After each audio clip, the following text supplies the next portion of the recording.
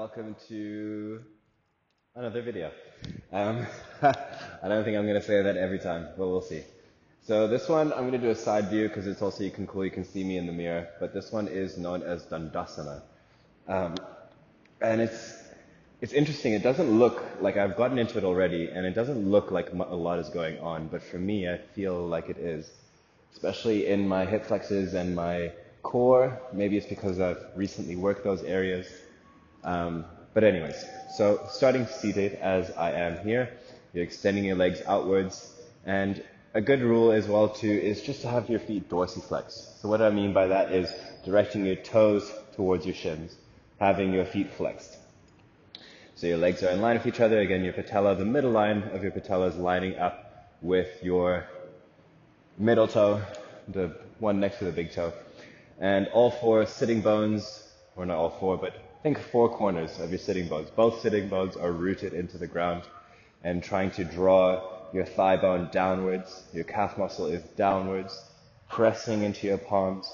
So both hands are up beside you, next to your hips, and you're lowering or pressing down into the mat. So pressing into all four corners of your mat, of your hand, into the mat. And it's very active. So while I'm doing this, I notice a shoot of energy. It's really interesting to just observe that as I'm teaching this.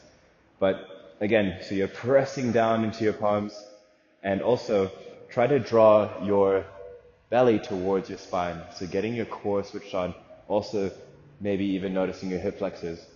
And again, you're pressing down into your palms, try to draw your shoulders down as you press into the mat.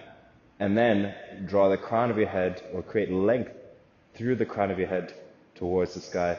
So again, what I mean by that is, imagine there's a string. I like to cue this.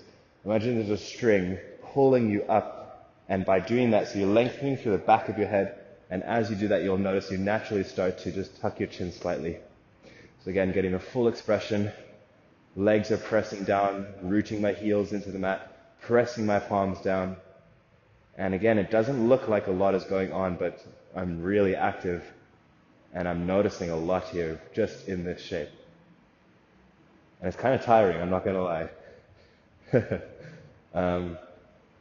So yeah, again, try this out. This is a shorter video, but see how it goes for you. Again, with the other videos, or other series, I will go into more in-depth explanations. But again, for the sake of the basic series, I'm going to keep it streamlined. And again, I hope you enjoyed.